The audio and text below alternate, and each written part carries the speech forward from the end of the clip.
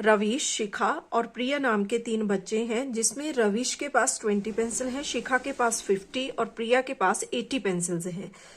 4 months के बाद रवीश उन 20 पेंसिल में से 10 पेंसिल यूज कर लेता है, शिखा 50 पेंसिल में से 25 पेंसिल यूज कर लेती है और प्रिया 80 पेंसिल में से 40 पेंसिल यूज कर लेती है। तो क्वेश्चन है कि जो 4 महीने के बाद इन तीनों बच्चों ने अपनी अपनी पेंसिल में से जितना पार्ट यूज कर लिया उसकी फ्रैक्शन बताओ। ठीक है, तो इसके लिए देखो स्टेटमेंट में Ravish had total pencils. Ravish के पास टोटल कितनी पेंसिल थी? 20। आफ्टर 4 मंथ्स ही यूज्ड। 4 मंथ्स के बाद उसने यूज कर ली उन 20 में से 10 पेंसिल्स। ठीक है, तो फ्रैक्शन फॉर यूज्ड पेंसिल्स। तो देखो यूज्ड पेंसिल है 10 अपॉन टोटल थी 20, तो यहां पर कट करेंगे, 0 से 0 कैंसिल हुआ, तो रवीश के लिए फ्रैक्शन बन गई 1/2। Similarly, Shikha had total pencils is equal to 50. She used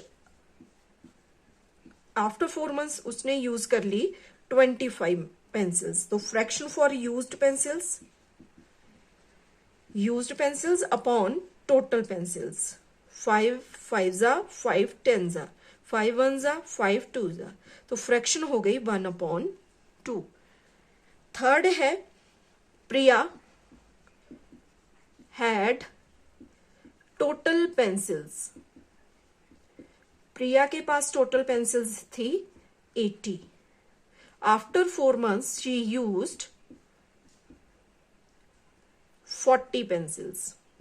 Fraction for used pencils